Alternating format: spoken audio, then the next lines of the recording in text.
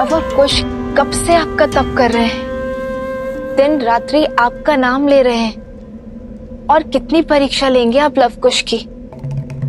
ये मत भूलिए देवी कि जो उत्तरदायित्व इनके कांधों पर आने वाला है वो कोई साधारण उत्तरदायित्व नहीं है।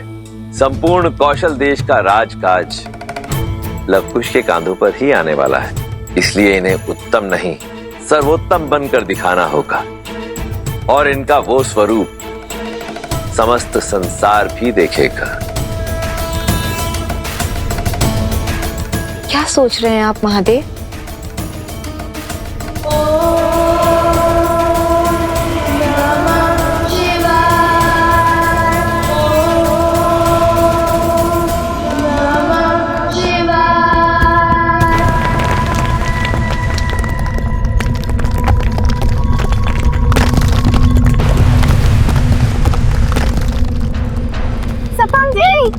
सरपंच महोदय, सरपंच महोदय, सरपंच जी,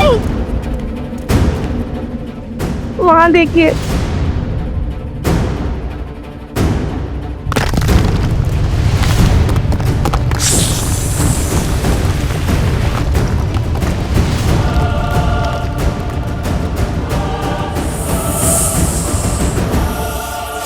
लवकुश!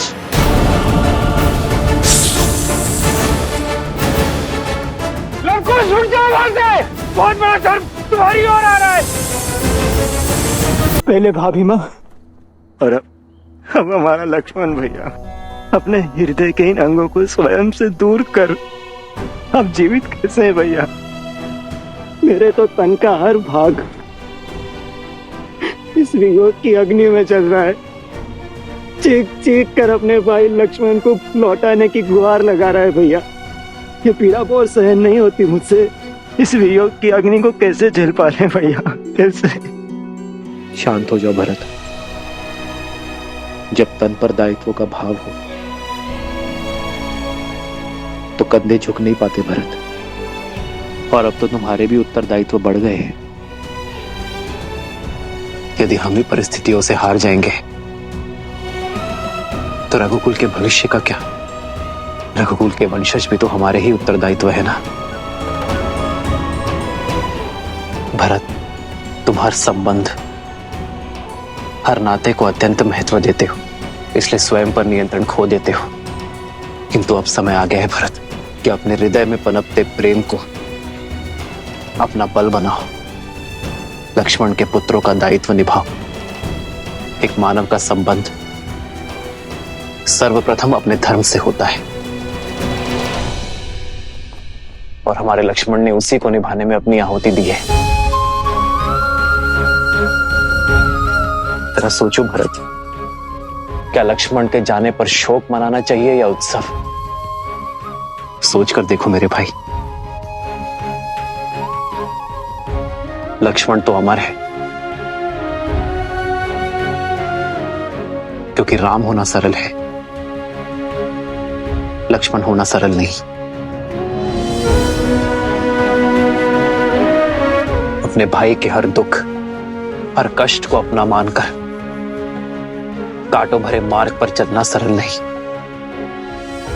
अपनी माता, अपनी पत्नी, अपना परिवार, अपने भविष्य को त्याग कर अपने भैया और भाभी के साथ वनवास जाना सरल नहीं। ऐसे वीर की स्मृति में तो गौरवान्वित होना चाहिए भरत। अश्रु नहीं बहाने चाहिए। भविष्य में जब भी किसी भाई के समर्पण उसके त्याग का उदाहरण दिया जाएगा तो उस वार्तालाप में सदा हमारे लक्ष्मण का नाम लिया जाएगा।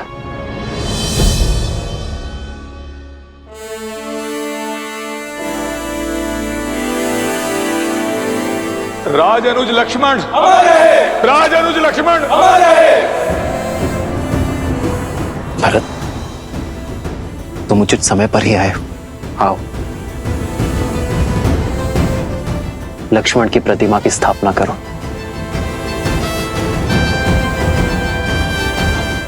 उठो भरत।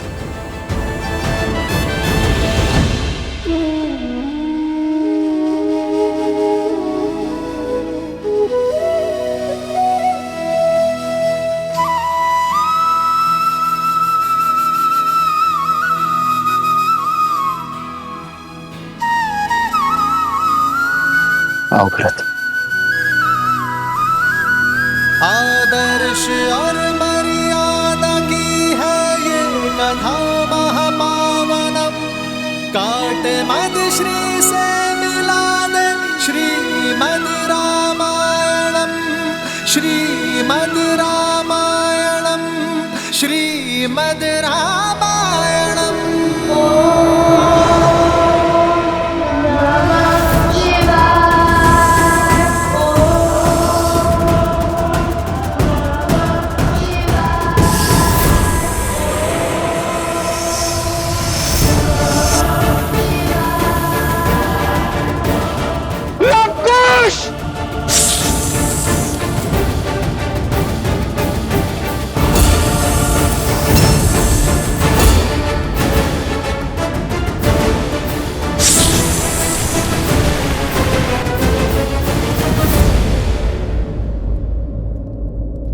वन हमें जीवन देते हैं और वनवासी कबीले उनके रक्षक हैं, प्रकृति के रक्षक हैं।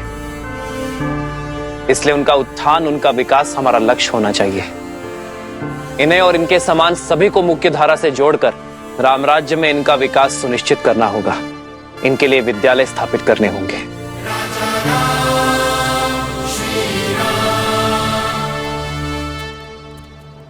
प्रभु, प्रभु! अरे कहां बड़े चले जा रहे हो? रुको!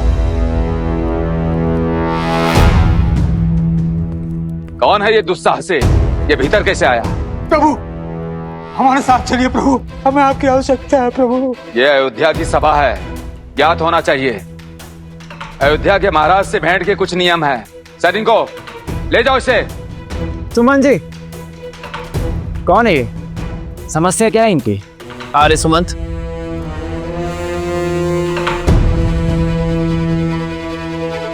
प्रभु, जो घट रहा है उसका वर्णन मैं शब्दों में नहीं कर सकता। कृपया चलकर देखें कि संसार क्या संकट झेल रहा है। यह आपकी और देवी सीता के सजाए राम राज्य पर उठा प्रश्न है।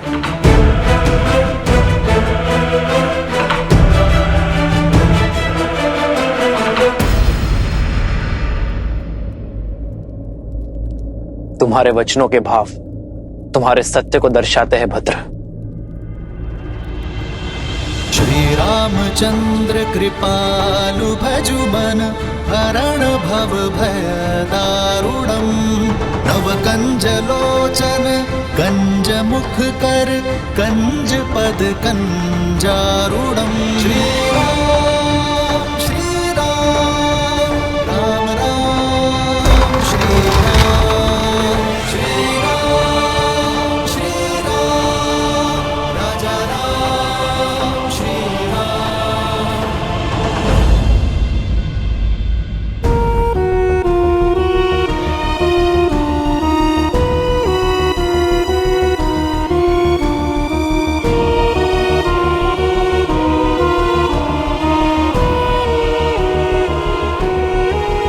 कौन है ये सब? ये अयोध्या के तो नहीं लगते।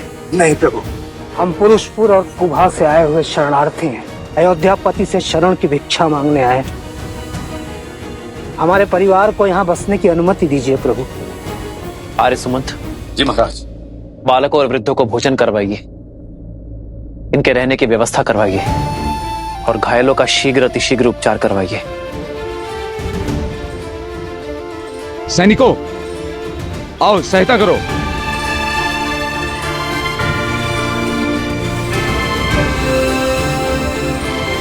ऐसी कौन सी विपदा आन पड़ी जो गंधर्वासी को अयोध्या से शरण मांगनी पड़ी? ये पीड़ा किस घटना का परिणाम है? हम अपने राज्य में बहुत प्रसन्न थे महाराज। सुख सुविधाओं की कोई कमी नहीं थी, पर अकस्मात एक दिन गंधर्वों ने हम पर आक्रमण कर दिया।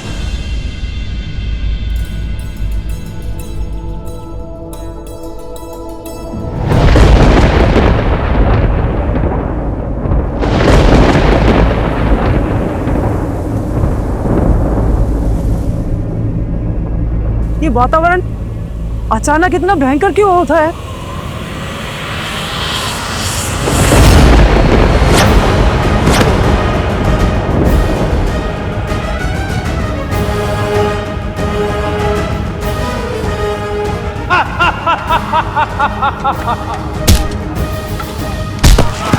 समाप्त कर दो सबको।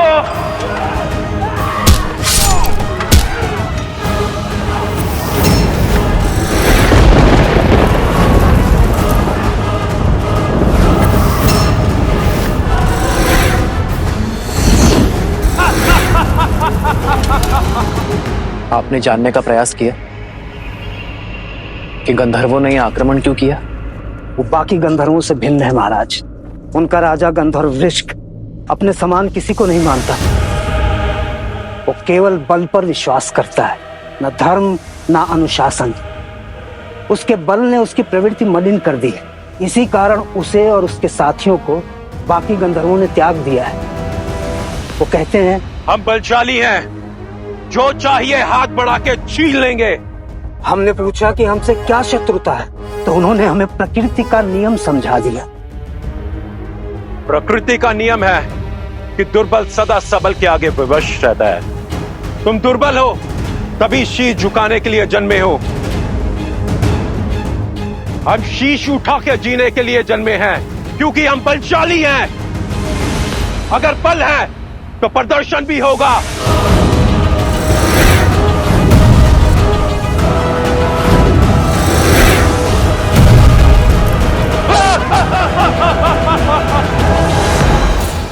उन्होंने हमारे राज्यों पर अपना शासन स्थापित कर लिया है। बस इसीलिए हम आपकी शरण में आए। निर्बलों के बल, असहायों का सहारा, हमारे संकट का निवारण केवल आप हैं। आप। महाराज, आज्ञा हो तो एक सैनिक दल भेज दे वहां। नहीं भरत, ये समस्या उससे अधिक गंभीर है। ये बल का युद्ध नहीं, सोच का युद्ध है, और इसे हमें शीघ्र अतिशीघ्र रोकना होगा भरत। बल से सब कुछ अपना बना लेने की यह सोच विष के समान होती है, जो एक पीढ़ी से दूसरे पीढ़ी में अवश्य जाती है, विवेक को दूषित करती है, और जहां जहां धर्म की हानि होगी उसके विरुद्ध में खड़े होना राम और रघुवंश का परम धर्म है। आप निश्चिंत रहिए, मैं और भरत स्वयं जाएंगे। उन गंधर्वों की प्रताड़ना से आपके क्षेत्र को मुक्ति दिलाएंगे।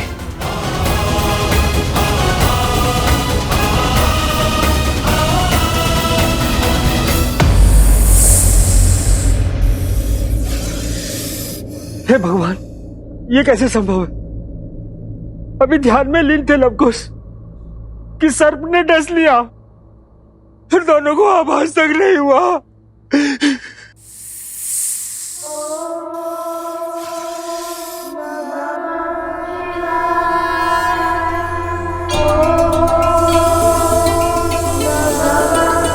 अद्भुत, अद्भुत! लवकुश जीवित है, जीवित है लवकुश।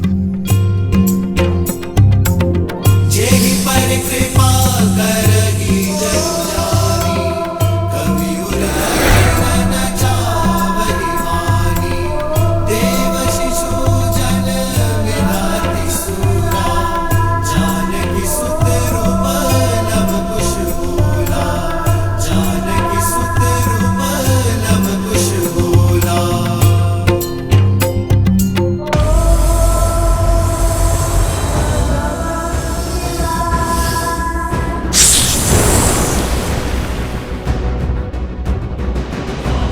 लवकुश,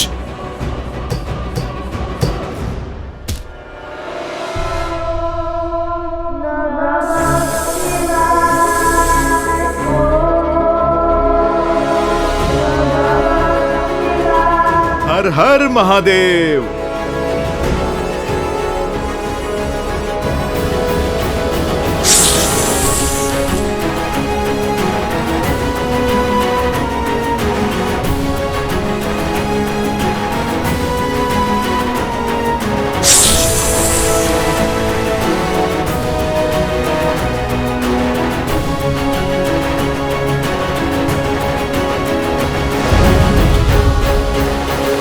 अद्भुत है।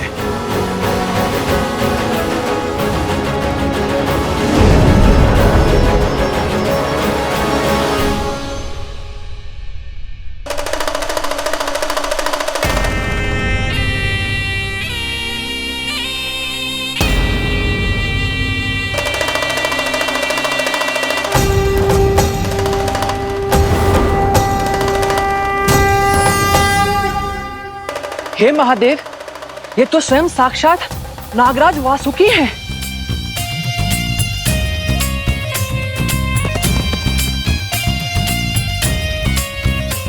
शिव के सेवक महान वासुकी को हनुमान का प्रणाम।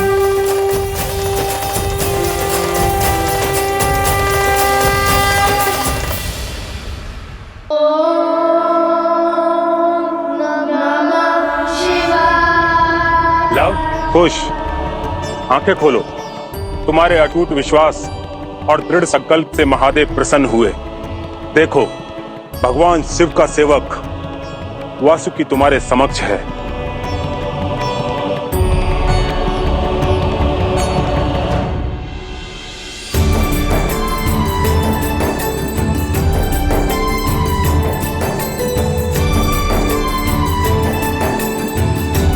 प्रणाम नागराज वासुकी।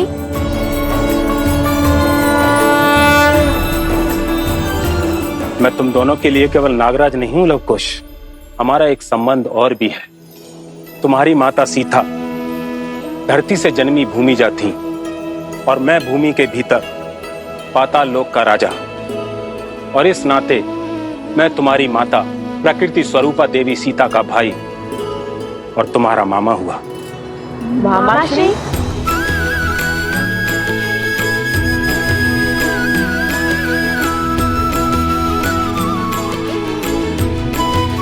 अर्थात ये ऋषि कुमार नहीं, ये राजकुमार है। अयोध्या नरेश श्री रामचंद्र के पुत्र है, लवकुश।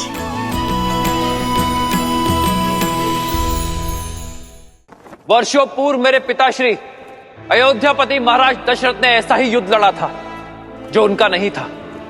अपने मित्र जटायु के आग्रह पर उन्होंने वो युद्ध लड़ा था, और उसी युद्ध में अपनी वीरता का ध्वज लहराकर उन्होंने दशरथ का नाम प्राप्त किया। आज भी हमारे समक्ष ऐसी ही परिस्थिति बन चुकी है, और धर्म की रक्षा और पाप का अंत तो रघुवंश का कर्तव्य है। हम पराजय से भयभीत होकर अपने धर्म से विमुख नहीं हो सकते, अपने कर्तव्य से मुख नहीं मोड़ सकते। हम स्वयं को उनके दुखों से भिन्न नहीं कर सकते। जब जब इस संसार में मानवता आहत होती है, धर्म पर प्रहार होता है, तब तब हम अपने प्राणों की शक्ति से संसार और मानवता की रक्षा करते हैं।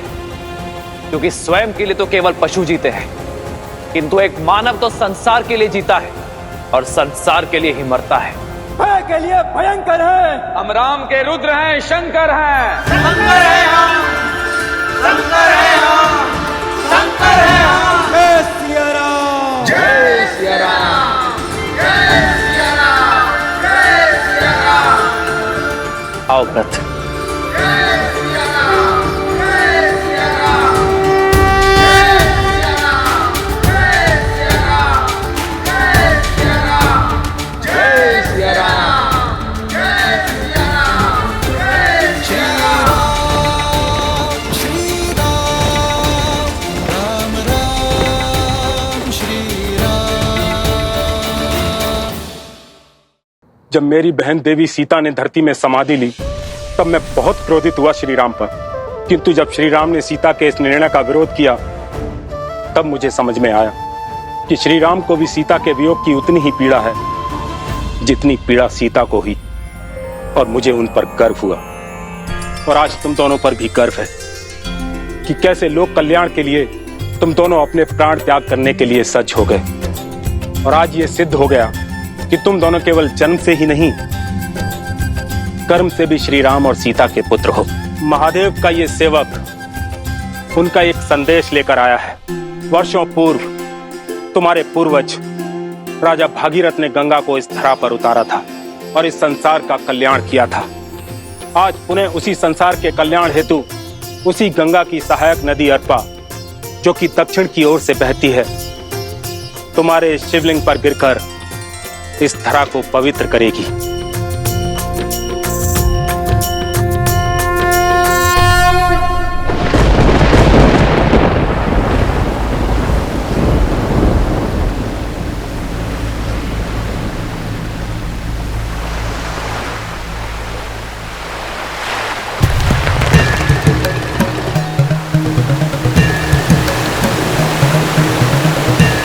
धन्य हो महादेव।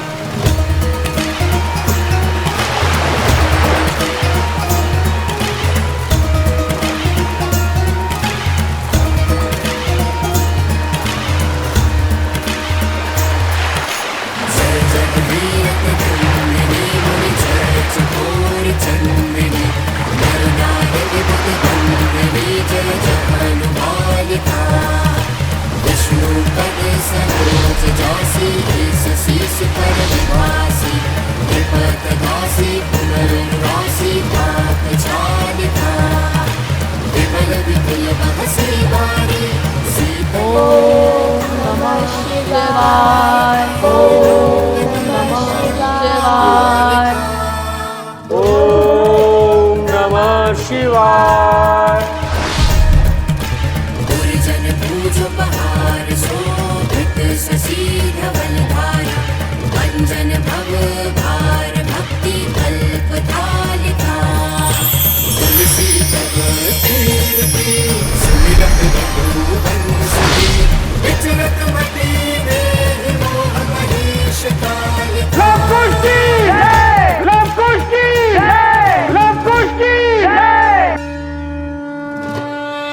अंततः सिया राम की संतान ने एक बार पुनः स्वयं को सिद्ध कर दिया, एक और असंभव युद्ध जीत लिया। परंतु महादेव, पहले पिता से पृथक होने का दुख, फिर अपनी माता को खोने का दंश, और अब जगत कल्याण के पथ पर आए अनगिनत कष्ट। क्या लवकुश की इतनी परीक्षाएं उचित हैं? क्या उनसे सुख और शांति से जीवन जीने का अधिकार छीनना न्याय संगत है? देवी, हर परीक्षा अपने साथ एक नई सीख लेकर आती है। लवकुश के जीवन में आई ये परीक्षाएं उनके लिए एक नई सीख तो लाई ही हैं, साथ ही संसार के समक्ष कुछ सिद्ध करने के लिए भी आई हैं। यूं समझ लीजिए कि सत्य का आवरण हटाने के लिए ही उत्पन्न हुई है। कैसा सत्य महादेव? वही सत्य देवी जिसे आपने जाना है, जिसे लवकुश ने अनुभव किया है, जिसे श्री राम ने जन्म से पाया है और अब लवकुश अपने कर्म से पा रहे हैं। इनके भीतर से निकली ज्योत सारे संसार को जगमग कर रही है, अर्थात इनका मन पूर्णतः स्थिर है। हाँ देवी, जो स्थिर है वही जागृत है, और जो जागृत है वही संसार का उपकार करने में सक्षम है, जगत को बदलने की शक्ति रखता है। जिस निष्ठा और धैर्य के साथ लवकुश ने निरंतर ये जप तप किया है, वो उनकी जागृति का ही तो प्रतीक है। ये सिद्ध करता है कि लवकुश संसार में धर्म का प्रकाश बनेंगे, अपने शौर्य और धर्म की ज्योत से संसार को ज्योतिर्मय करेंगे, श्री राम की विरासत को, राम राज्य को आगे ले जाएंगे।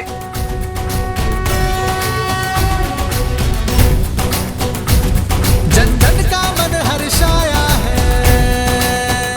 राजकुमार लव, राजकुमार कुश, आपने हमें संकट से तो मुक्ति दिला ही दी, हमारी ओर से एक प्रार्थना और स्वीकार कर लीजिए। हमारे राज्य को कौशल की शरण में ले लीजिए और उसकी बागडोर संभाल लीजिए। जो भी राज्य श्री राम की शरण में आएगा उसे तो हमें स्वीकार करना ही होगा, किंतु इस राज्य की बागडोर लव नहीं, केवल कुश संभालेगा। राजकुमार कुश की जय! राजकुमार कुश की जय! राजकुमार कुश की जय! माता कहती थी कि संसार में प्रेम से अधिक मूल्यवान और कोई वस्तु नहीं, और आज आप सबका प्रेम देखकर मेरा हृदय गदगद हो गया। मैं अयोध्या का राजकुमार कुश अपने पिताश्री कौशल नरेश श्री राम के नाम को साक्षी मानकर आप सभी को और इस राज्य को कौशल राज्य में सम्मिलित करता हूँ। कुश के साथ ये गांव और अधिक कुशल होगा और इसलिए आज से इस राज्य को कुशावती के नाम से जाना जाएगा। राजकुमार कुश की राजकुमार कुश की राजा राम की राजा राम की राजा राम की राजा राम की जय। राजा रामचंद्र की राजा रामचंद्र की राजा रामचंद्र की राजा रामचंद्र की राजा रामचंद्र की। केला बहुत ही मीठा है। परिश्रम से जो मिला है, जैसे आप दोनों के परिश्रम का प्रसाद मिला। ज्ञान प्राप्त करने निकले और दिग्विजय होकर लौटे। प्रभु तो ये सुनकर गदगद हो उठेंगे। कुछ लीजिए। नहीं,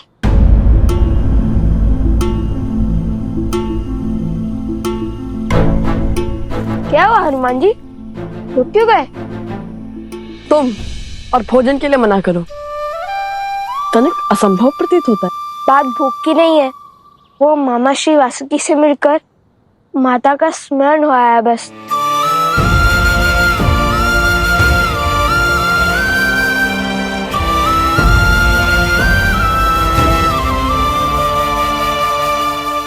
देख रहे हैं ना प्रभु, जो पीड़ा आप सह रहे हैं, आपके पुत्रों को भी उसी का दंश सता रहा है।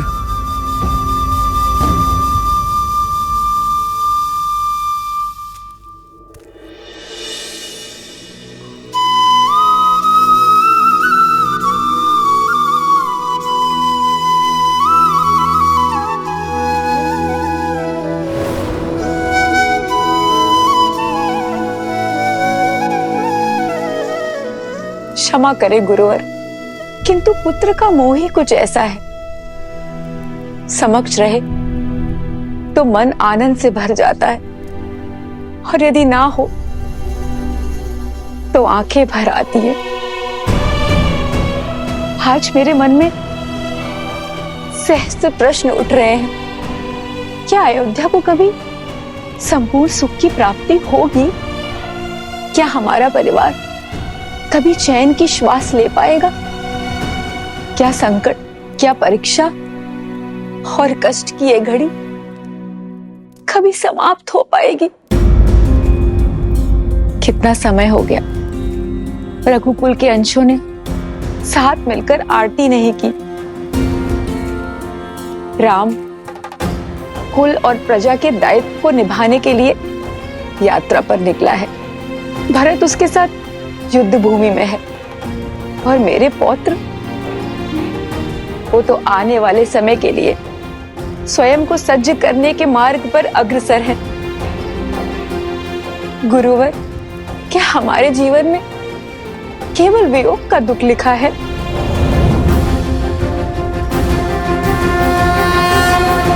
देवी, यह वंश, यह परंपरा केवल एक परिवार नहीं, एक धरोहर है, साक्षात नारायण की। ना ये परिवार साधारण है, ना परिवार जन। फिर आपके ये कष्ट सामान्य कैसे हुए देवी? रघुकुल सदा धर्म की धुरी रहा है और रहेगा।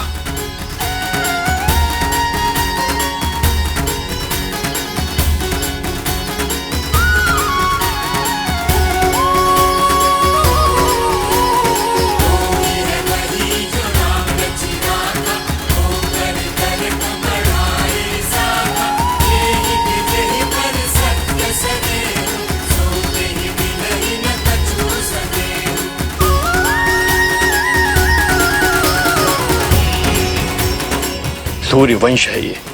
सूर्य स्वयं तपकर ही प्रकाश देता है। स्वर्ण के आभूषण को बनाने वाली भट्टी को आंच सहनी पड़ती है। जो संसार संवारने निकले हैं, उन्हें कष्ट सहना पड़ेगा। इसलिए चिंता त्यागिए और भक्ति कीजिए देवी। पूर्ण श्रद्धा से प्रार्थना कीजिए। दुख की दुहाई में नहीं, केवल ईश्वर की आराधना में रमिए।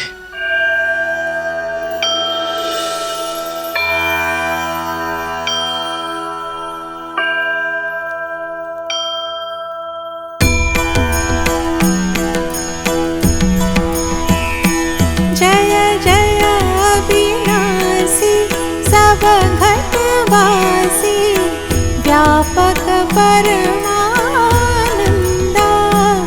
अविगत गौतीतम चरित पुनीतम माया रहित मुकुंदा।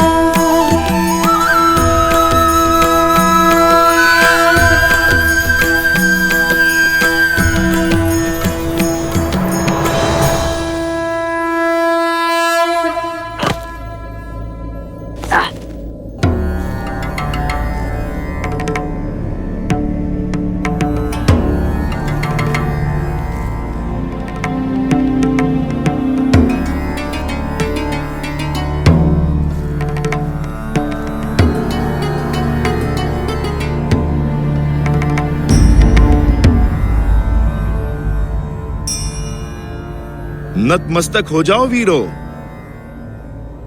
हम भगवान विष्णु के बहुत प्राचीन मंदिर में खड़े हैं।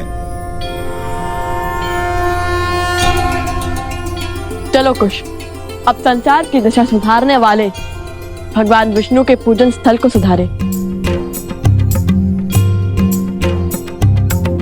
जेहि पर कृपा करहि जनु जानी, कवि उर अजिर न चावहि वानी।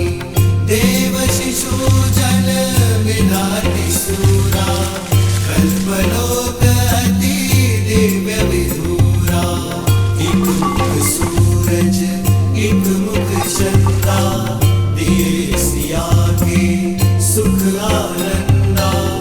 एक एक आत यमज युगला, जानकी सुत रूप नभ कुश बोला। जानकी सुत रूप नभ कुश बोला।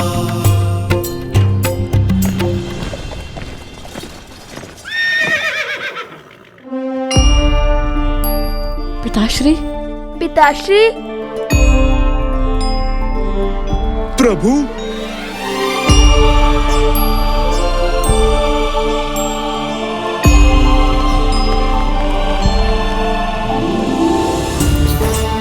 पिताश्री, पिताश्री,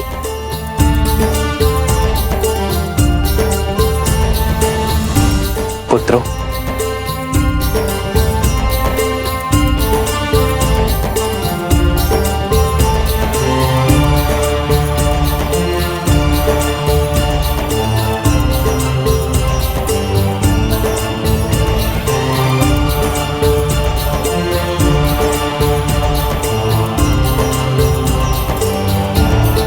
चाचा श्री,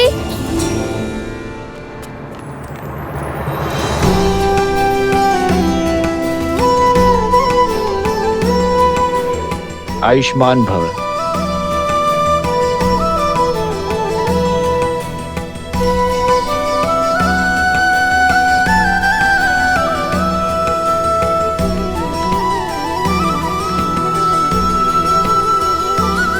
प्रभु, वो ला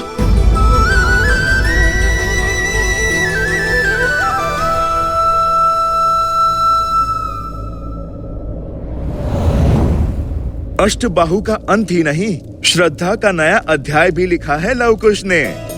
अपने तप से महादेव का आशीर्वाद प्राप्त किया, साक्षात वासुकी नाग की परीक्षा उत्तीर्ण की। दो शब्दों में कहूँ प्रभु, तो इनका भविष्य दिग्विजय में परिवर्तित हो रहा है। असंभव को संभव किया है तुम दोनों ने, मेरे शीश को गर्व से ऊंचा किया है तुम दोनों ने। और धर्म के लिए स्वयं को समर्पित करना तो मानव कर्म की पराकाष्ठा है पुत्रों। हमारी बातें तो हो गई, अब अयोध्या का समाचार सुनाइए ना पिताश्री। अयोध्या में सब कैसे हैं वहाँ? सुमित्रा दादी, कौशल्या दादी सब स्वस्थ है लव कुश वहाँ पे। और लक्ष्मण भैया वो कैसे हैं?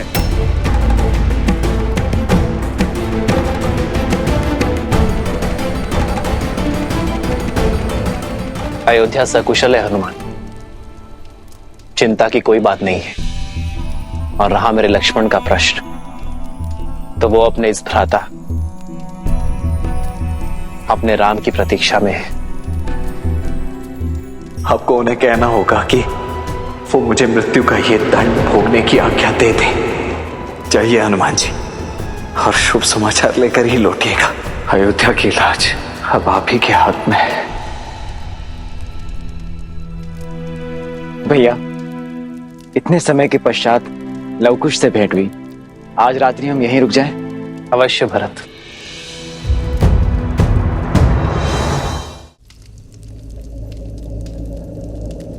चिंता की कोई बात नहीं है। और रहा मेरे लक्ष्मण का प्रश्न, तो वो अपने इस भ्राता अपने राम की प्रतीक्षा में है। तो क्या लक्ष्मण भैया अभी तक प्रभु श्री राम की आज्ञा की प्रतीक्षा कर रहे हैं? हनुमान जी,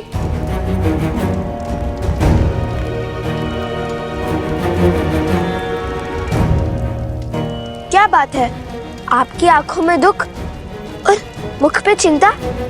अपनी पीड़ा अग्निदेव से नहीं, हमसे कहिए, क्या हुआ? चिंता नहीं, चिंतन कर रहा हूँ।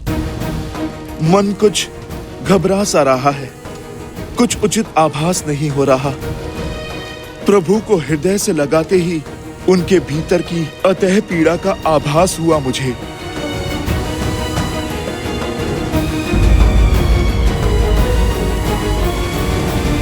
पीड़ा? कैसी पीड़ा? वो तो ज्ञात नहीं, किंतु इतना अवश्य है कि प्रभु और भरत भैया हमसे कुछ छुपा रहे हैं। अपने भीतर की पीड़ा हमसे कहने में कतरा रहे हैं।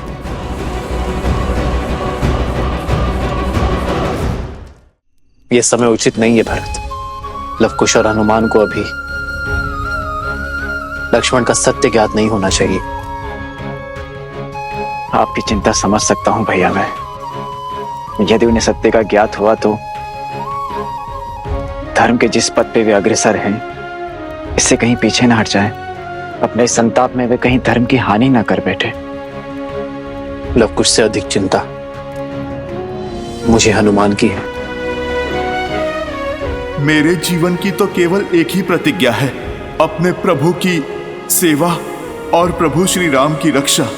और मुझे इस जीवन में जब जब किसी भी अनिष्ट का आपके प्रति आभास होगा, मैं तब तब प्रभु उस आभास का निवारण करूंगा।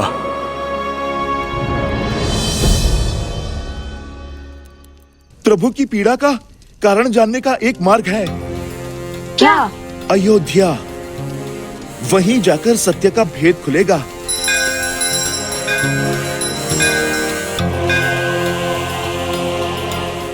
मैं यूं गया और यूं आया। एक बार अपनी आंखों से अयोध्या और लक्ष्मण भैया को देख लूंगा तो मुझे संतुष्टि मिल जाएगी। उचित है, जैसी आपकी इच्छा। लक्ष्मण काका श्री को हमारा प्रणाम कहिएगा। और इतना तो हम भी जान गए, जब तक श्री राम भक्त हनुमान को संतुष्टि नहीं मिलेगी, तब तक न उनका पग रुकेगा और न चिंता। शीघ्र लौटिएगा हनुमान जी। रात्रि भोज में आपकी प्रतीक्षा रहेगी।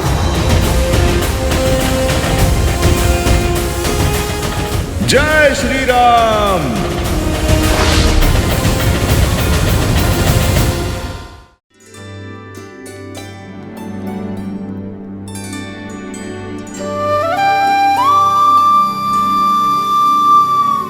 हनुमान, हनुमान कहाँ है? उसे भी बुला लो।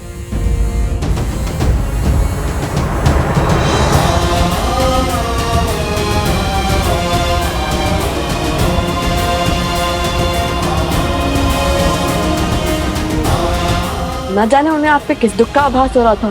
क्या चिंता खा रही थी उन्हें, जो वो अकस्मात ही लक्ष्मण काका श्री से मिलने अयोध्या की ओर बढ़ गए। भैया, लक्ष्मण तो अयोध्या में है ही नहीं।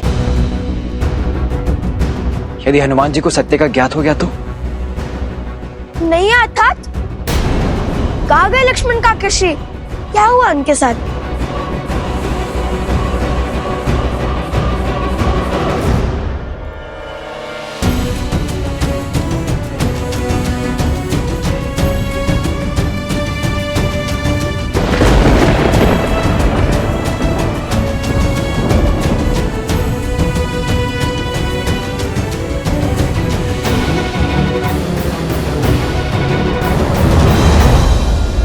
प्रभु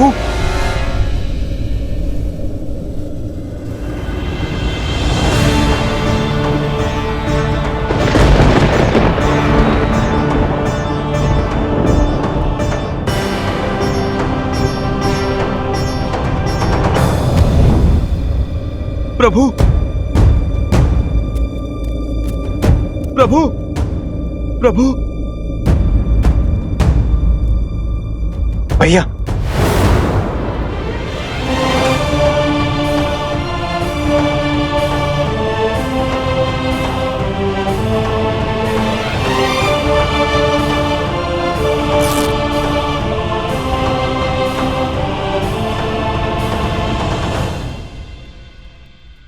यूं किसी को बिना बताए अयोध्या जाने का क्या अर्थ था हनुमान?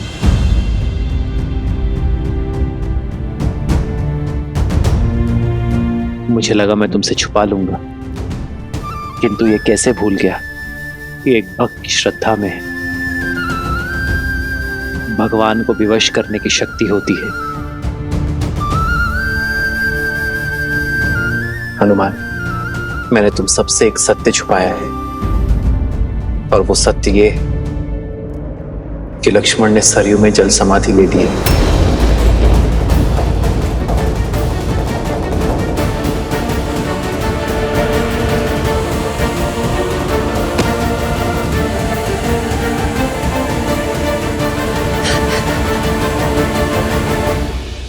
प्रभु, आपने लक्ष्मण भैया को रोका नहीं?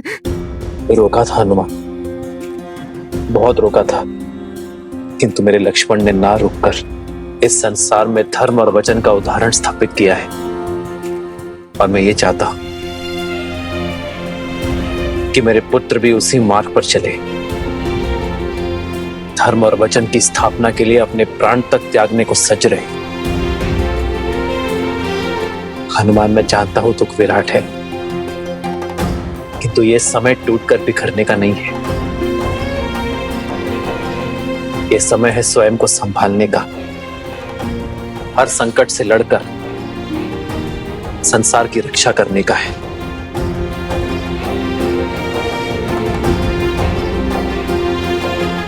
धर्म की स्थापना करना है,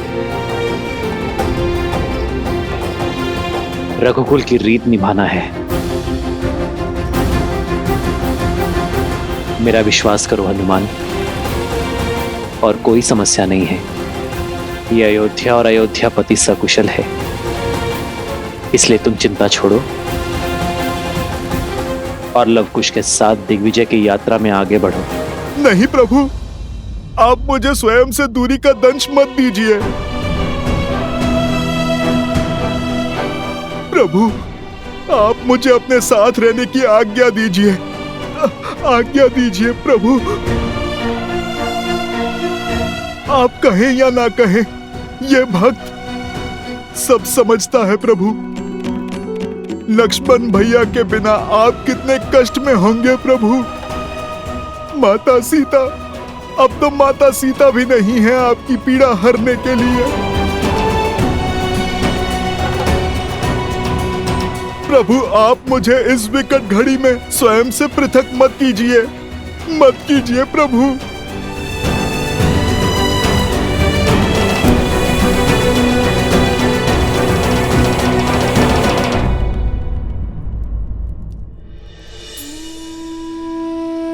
यदि आप हमारे कारण चिंतित है पिताश्री, तो आप व्यर्थ में ही व्यतीत हो रहे हैं। वक्त से इस विकट घड़ी में भगवान के साथ उनका सुख मत छीनिए। देखिए ना, आपकी चिंता हनुमान जी के मुख पर प्रदर्शित हो रही है।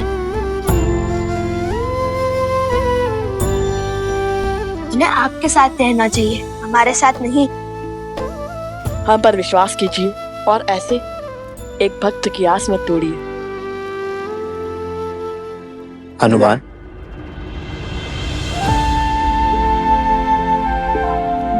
तो ठीक है, कल सूर्योदय होते ही हम पुरुषपुर की ओर प्रस्थान करेंगे, युद्ध का शंखनाद करेंगे।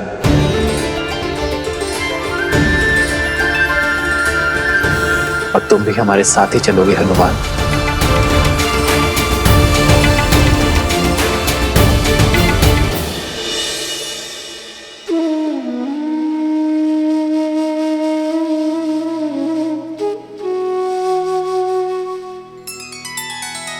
श्री रामचंद्र कृपालु भजु मन हरण भव भय दारुणम नव कंज लोचन कंज मुख कर कंज पद कंजारुणम। भगवान के अवतार का केवल नहीं गुणगान है, कैसे नारायण बने नर इसका पावन ज्ञान है। श्री राम श्री राम श्री राम श्री राम। आयुष्मान भव पुत्रो।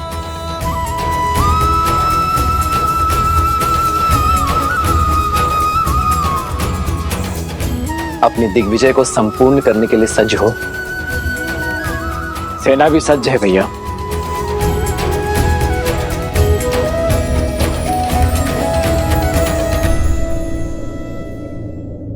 अपनी दिग्विजय की मद में रघुकुल की रीत, सूर्यवंश की कीर्ति को मत भूल जाना पुत्रों। ये सदैव स्मरण रखना कि विजय केवल शस्त्र से ही नहीं, चरित्र से भी होती है।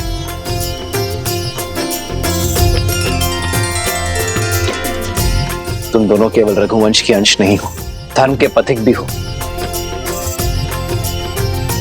और ये यात्रा केवल भ्रमण नहीं, यह अध्ययन है, संसार का भी और स्वयं का भी। क्योंकि जो स्वयं पर विजय पा लेता है उसे संसार कभी हरा नहीं सकता।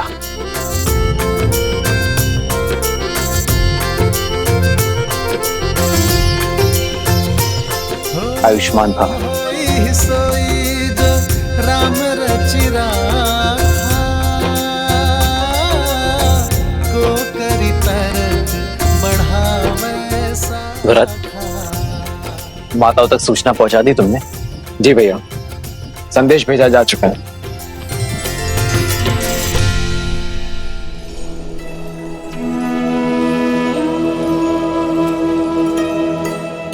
माता, पत्र आया है।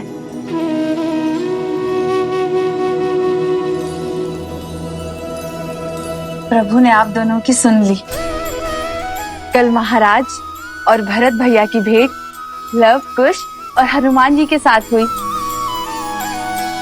और रात्रि में भोजन भी उन लोगों ने साथ में ही किया। तुम सत्य कह रही। धन्यवाद नारायण, धन्यवाद।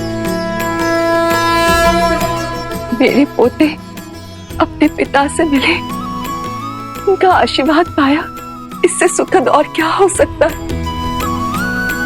लव और कुश अपने भारत भ्रमण को संपूर्ण करने के लिए आगे बढ़ रहे हैं और राम और भरत पुरुषपुर की ओर अग्रसर हैं, उन दुष्ट गंधर्व के अंत के लिए सज्ज है।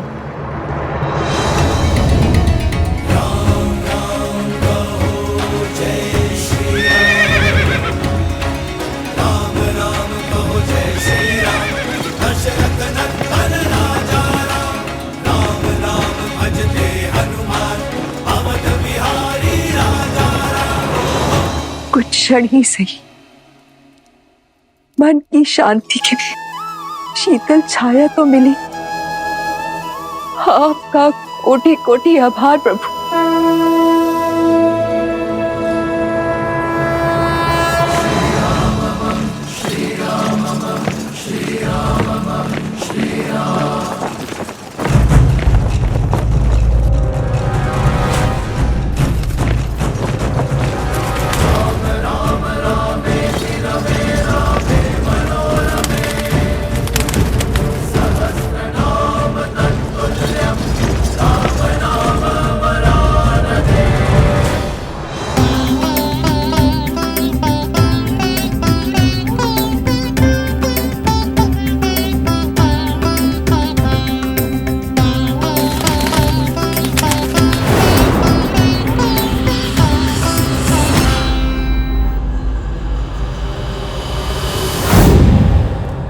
महाराज की जय हो।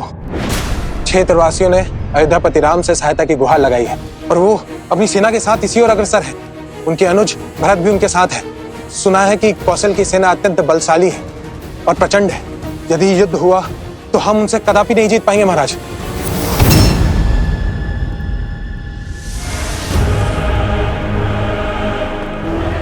जिस सेना के विरुद्ध हमारी जीत असंभव है, वो युद्ध भूमि तक पहुंचेगी नहीं।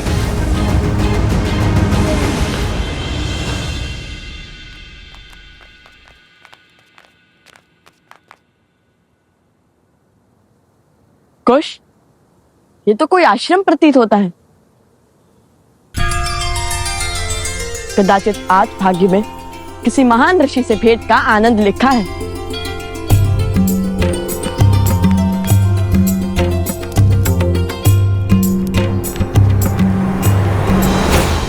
कौन हो तुम?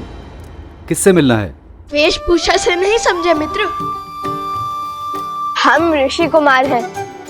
महात्मा ऋषियों से मिलने का मन किया तो चले आए। ये कोई धर्मशाला नहीं है, ये ऋषि अगस्त का आश्रम है।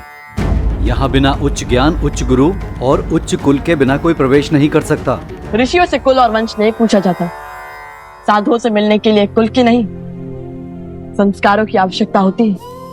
हम ज्ञान के लिए एक यात्रा पर निकले हैं। अंदर बैठे गुरुवर से भेंट करना चाहते हैं। अब तो जाने दीजिए हमें भीतर। भीतर जाओगे? वो भी तुम दोनों? तुम दोनों इस क्षेत्र में रहने योग्य भी नहीं हो।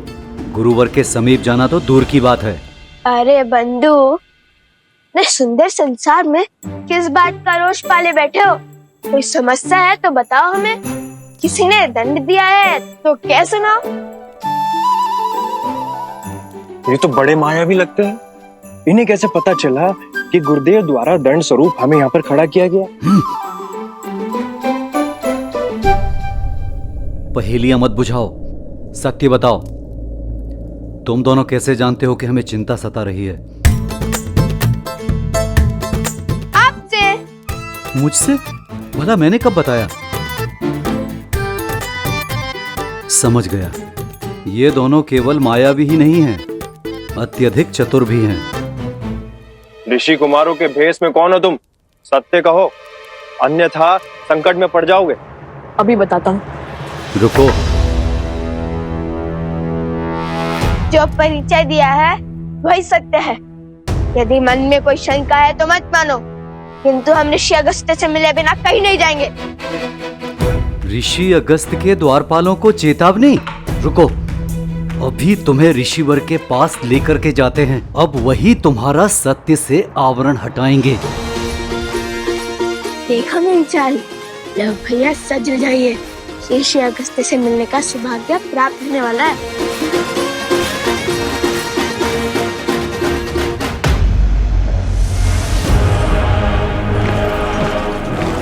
वो देखिए महाराज, राम की सेना घाटी में प्रवेश कर चुकी है।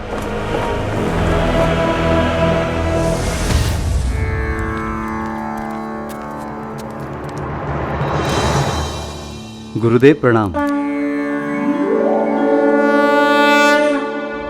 गुरुदेव, ये बालक आपसे मिलने की हट कर रहे थे।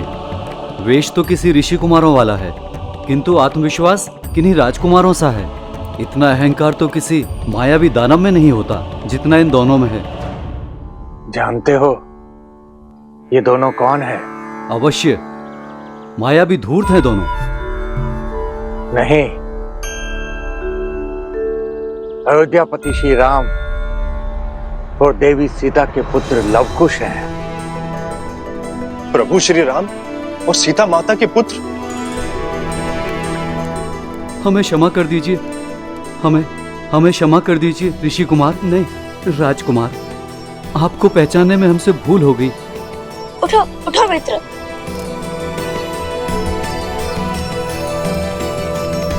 कर्तव्य भले ही राजकुमारों का निभाते हैं, किंतु मन से सदा ऋषि कुमार है।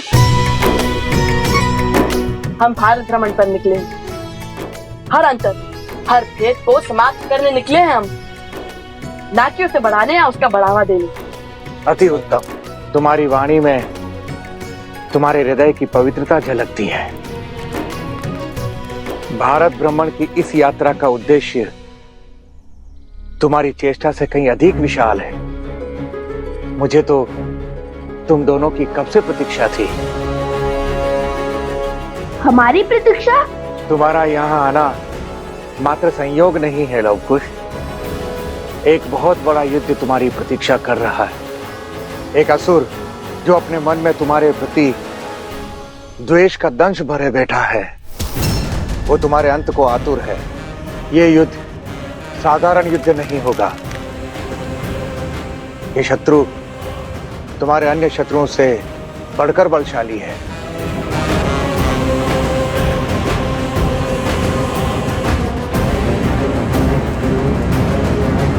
वो भी तुम दोनों की भांति पितृभक्त है, जो अपने पिता की मृत्यु का प्रतिशोध लेने का प्रण लिए बैठा है।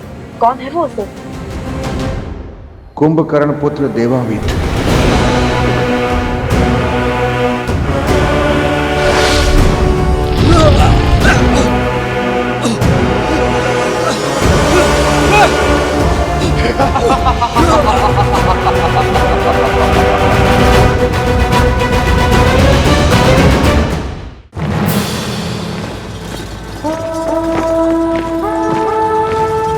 रुको, रथ रोको।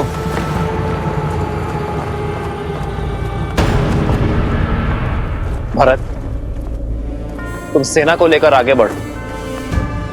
मेरे पीछे सेना की एक छोटी टुकड़ी पीछे छोड़ते हुए सेना का नेतृत्व करो। मैं तुम्हें इस युद्ध की बागडोर सौंपता हूं। ये मेरे लिए सम्मान की बात होगी भैया, विश्वास रखिए, मैं आपको निराश नहीं करूंगा। और भरत के होते हुए श्री राम को युद्ध भूमि में पग रखने की आवश्यकता नहीं होगी। जय सिया राम! जय सिया राम! महादेव, शत्रु की शक्ति और युक्ति जानते हुए भी श्री राम ने भरत को अकेले आगे क्यों बढ़ने दिया? वो उनके साथ क्यों नहीं गए? वो तो अंतर्यामी है, सब ज्ञात है उन्हें। आपके प्रश्न का उत्तर भी आपके प्रश्न में ही छिपा हुआ है। जो अंतर्यामी है, जिन्हें सब ज्ञात है, उनसे भला इस युद्ध के परिणाम और प्रभाव कैसे छिपे रह सकते हैं? किंतु संकट का आभास ही तो संकट को टालने में सहायक होना चाहिए ना। सच्चा नायक वो नहीं जो अपने शौर्य की ओट में संसार के प्राणियों को जीवन के संघर्षों से बचाए, अपितु सच्चा नायक तो वो है जो उन्हीं प्राणियों को जीवन के संघर्षों से जूझने के लिए सज्ज करे। जो पक्षी पवन के वेग की परीक्षा को पार न कर सके, वो भला आकाश का स्पर्श कैसे कर सकता है? श्री राम भी भारत के शौर्य को आकार दे रहे हैं। उन पर आज भरोसा कर उन्हें कल के लिए, भविष्य के लिए तैयार कर रहे हैं, क्योंकि अब राम के अयन का अगला अध्याय आरंभ होने वाला है, जो इस युद्ध से बहुत अधिक विराट है, जिसका उद्देश्य विश्व विजय नहीं, जगत का कल्याण है।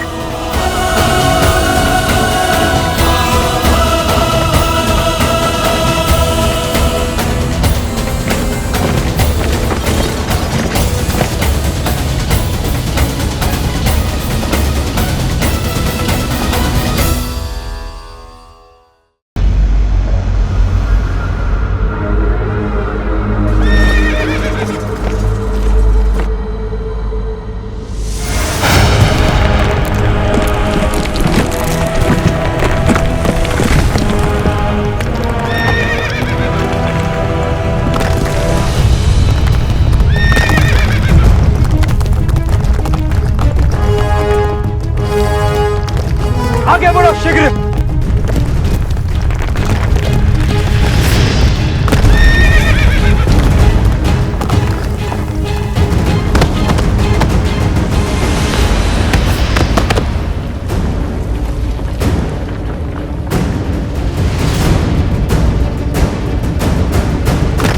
सैनिकों,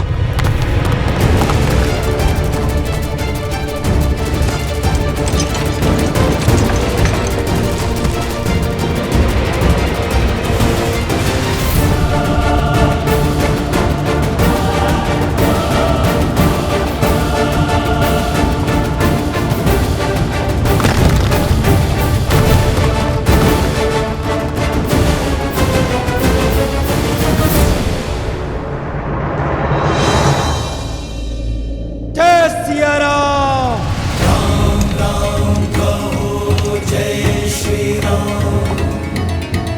राम राम कहो जय सिया राम। जय सिया राम। जय सिया राम। जय सिया राम। दशरथ नंदन राजा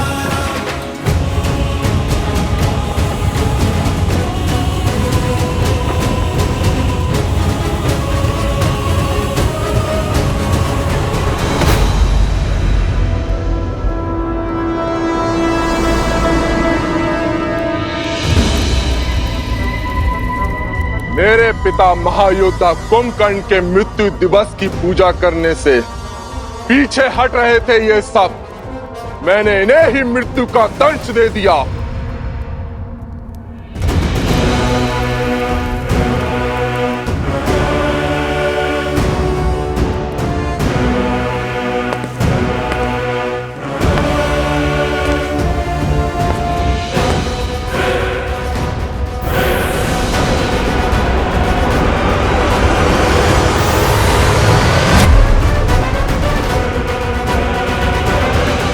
किसी भी अन्य नगर, द्वीप, राज्य से पंडित लाओ, उन्हें हमारे प्रजाजन दास के रूप में भेंट करो। साम दाम दंड भेद कुछ भी करके उन्हें यहाँ लाओ। जो वो फिर भी ना आए तो उन्हें कहीं और जाने की स्थिति में मत छोड़ो। मेरे पिता महान थे, शूरवीर थे, भ्रातृभक्त थे, किंतु षड्यंत्रकारी राम ने उनकी सांस और उनका सम्मान दोनों छीन लिए। आज नहीं तो कल उस राम को अपने किए का दंड भोगना ही होगा।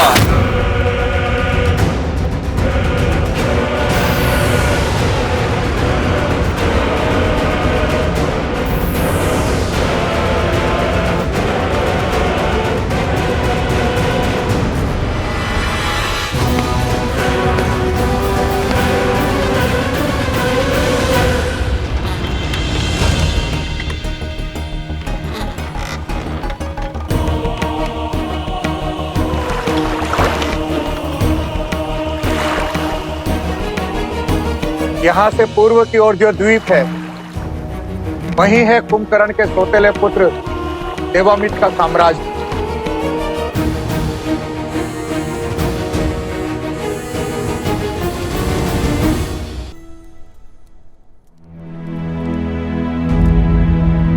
हनुमान, भरत के अकेले युद्ध में उतरने की चिंता सता रही है तुम्हें। ये रामायण उद्देश्यों का आयन है हनुमान, और मेरा एक उद्देश्य अभी शेष है। कैसा उद्देश्य प्रभु?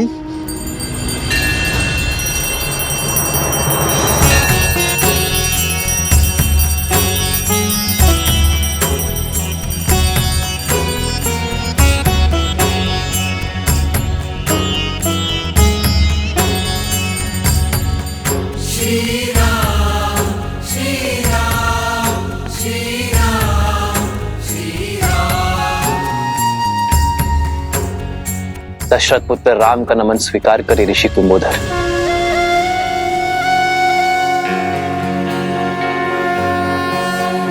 मेरा तप और भक्ति आपकी शक्ति बने श्री राम। आशीर्वाद के रूप में आपने तो संपूर्ण संसार दे दिया मुझे। याद था कि आप इसी मार्ग से जाने को हैं। आपके मार्गदर्शन में हिंगलाज माता के दर्शन करने की इच्छा है मेरी। अपने भाई भरत की विजय की प्रार्थना करना चाहता हूं मैं ऋषिवर। हर हर महादेव।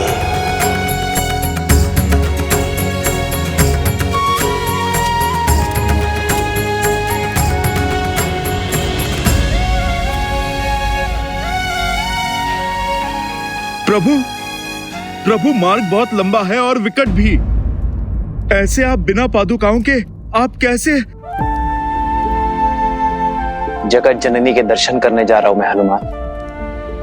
जितना कष्ट सहूंगा उतना ही उत्तम होगा, और फिर सुख की शैया से दुख की धरा में उतरने को ही तो संतुलन कहते हैं। मां के द्वार पर सब समान है। वहां ना ही कोई राजा है और ना ही कोई रंक। सभी याचक हैं, सभी श्रद्धालु हैं।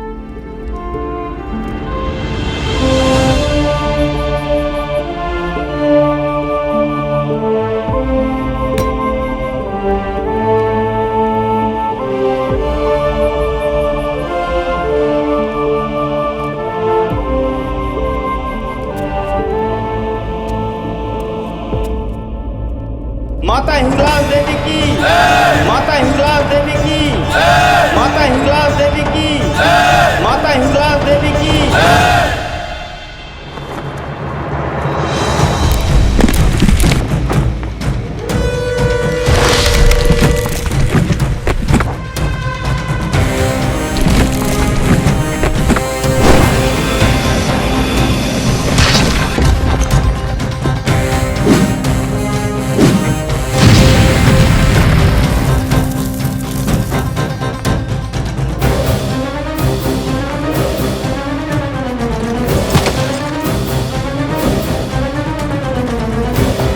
आगे बढ़ो शीघ्र।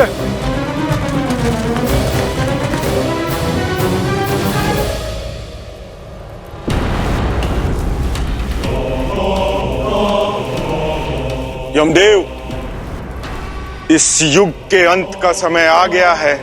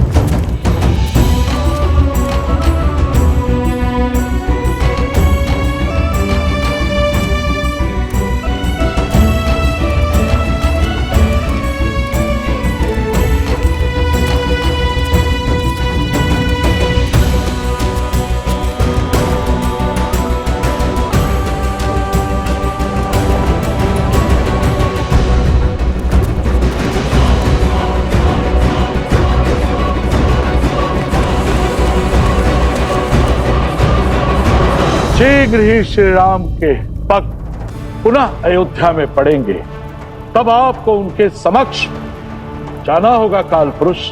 और आप जैसे ही उनके समक्ष जाएंगे, वैसे ही श्री राम विधि के विधान को समझ जाएंगे और अपनी देह को त्याग देंगे।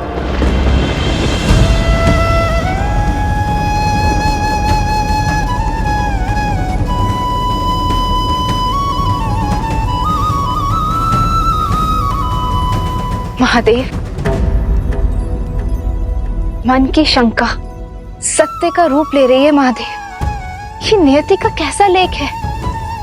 यहाँ लवकुश किसी अपरिचित स्थान की ओर प्रस्थान कर रहे हैं और वहां भरत अकेले ही इस युद्ध की बागडोर थामे खड़े हैं। एक और काल पुरुष और यमराज श्री राम के समक्ष जाने को सज्ज हैं, तो दूसरी ओर हनुमान श्री राम से पृथक होने को तैयार नहीं।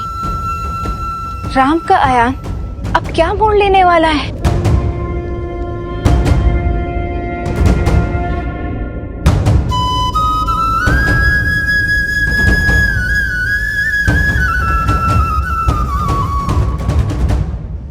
क्या परम भक्त हनुमान अपने श्री राम का देह त्याग सह पाएंगे? जब उन्हें ज्ञात होगा कि काल का चक्र स्वयं श्री राम पर ही चलने वाला है, तब हनुमान को कौन रोकेगा, कौन संबल देगा उन्हें?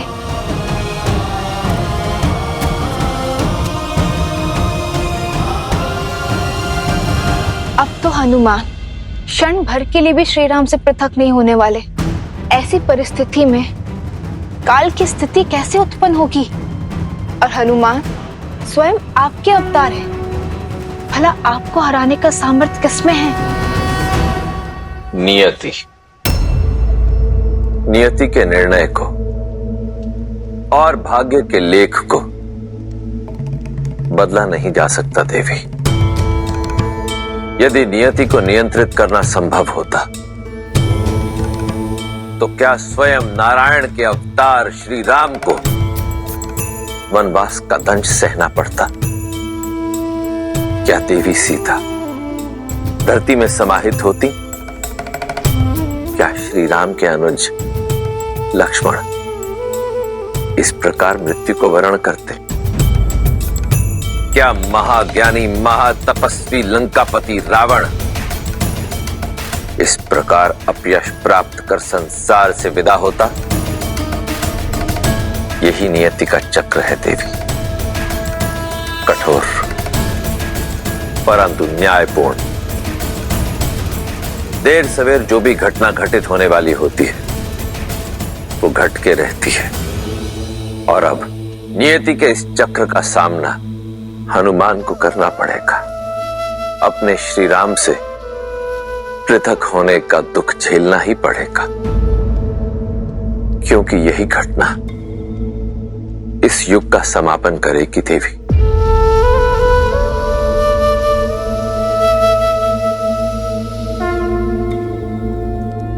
हिंगलाज देवी की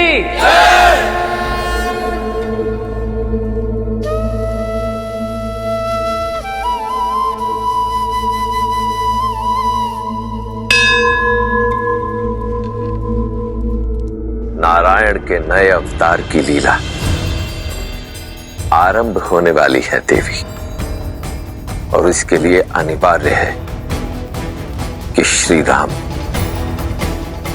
और ये युग दोनों का समापन हो। अब परीक्षा तो हनुमान की है, क्योंकि भक्त की इच्छा के विरुद्ध तो स्वयं भगवान भी अपने प्राण त्याग नहीं सकते। इसलिए यह आवश्यक है कि हनुमान स्वेच्छा से श्री राम को जाने दें। असंभव। जो हनुमान श्री राम की आह तक नहीं सह सकते, वो सदा सदा के लिए उनका वियोग कैसे सहेंगे?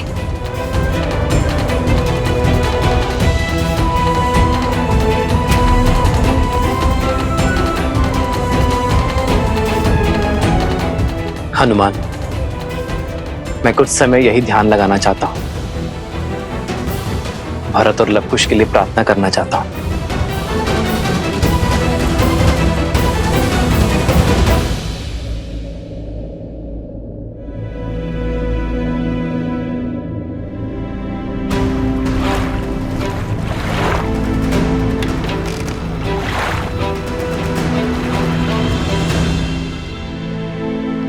जब तक हनुमान श्री राम के साथ हैं, तब तक काल का उन तक पहुंच पाना असंभव है।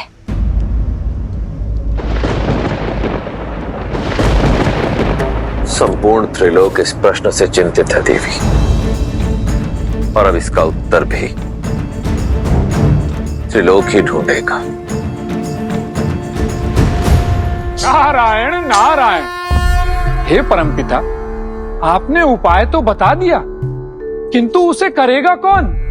आप नारद मुनि, आप करेंगे। अब अद्भुत अद्भुत परमपिता। आप देखिए, मैं अपना हर कार्य मन में आनंद और मुख पर मुस्कान के साथ करता हूं, और नियति के संचालन में प्रभु श्री हरि मेरा उपयोग करते हैं, किंतु साक्षात महादेव के अंश श्री हनुमान के साथ ये नहीं नहीं नहीं नहीं नहीं, नहीं। आप परमपिता, इस घोर संकट को हम मोल नहीं ले सकते। नारायण नारायण। हे परमपिता, यदि भूल से भी हनुमान को इस छल का आभास हो गया तो वो मुझे कहीं से भी खोज निकालेंगे, और यदि बात प्रभु श्री राम पर आई तो उसमें तो वो मेरे ही समान है, प्रभु श्री हरि के भक्त। किंतु इस छल के पश्चात हनुमान किसी को भी क्षमा नहीं करेंगे। तब तो हरि का आगमन टालना होगा, क्योंकि जो कार्य हरि के परम भक्त नारद मुनि करने से कतरा रहे हैं, तो उस कार्य को और कौन संपूर्ण करेगा? माता। और यदि ये कार्य नहीं हुआ तो नीति का चक्र रुक जाएगा। इसलिए श्री राम पर से हनुमान का ध्यान हटाना बहुत ही आवश्यक है। परंतु माता, ये तो लवकुश के साथ भी अन्याय ही होगा ना?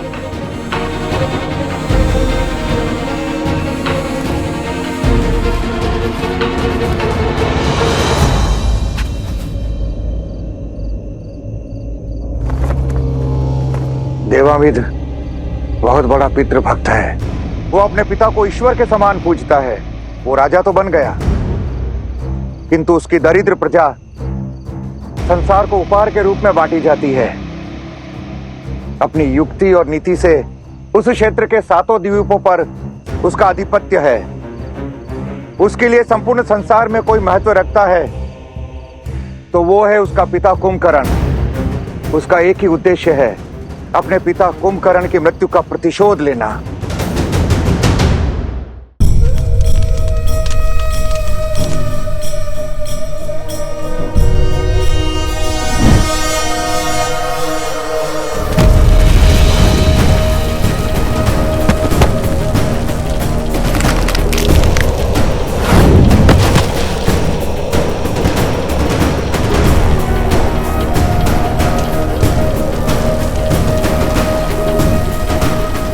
पिताश्री।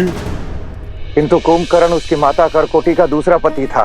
देवामित के पिता अनुलोमा को महाराज दशरथ ने देवासुर संग्राम में मार गिराया था। मैं आपका अंश तो नहीं हूं, किंतु मेरी विधवा माता से विवाह कर आपने मुझे अपने पुत्र की भांति पाला। मुझे स्नेह दिया, प्रेम की छाया दी, और एक दिन उस राम ने मुझसे मेरा संसार, मेरा पिता छीन लिया।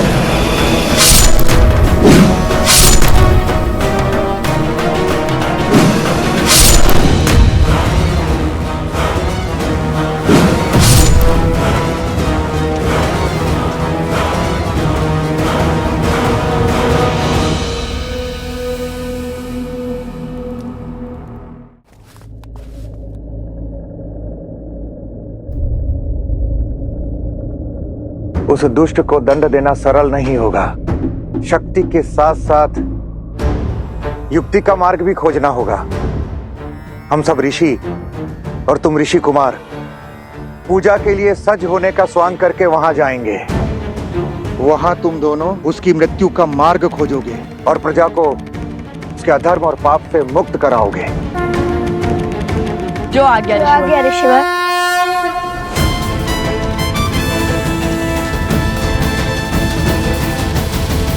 आपने तो अपना अनुज धर्म निभाया, अपने भाई की आज्ञा का पालन करने के लिए अपने जीवन का बलिदान दे दिया।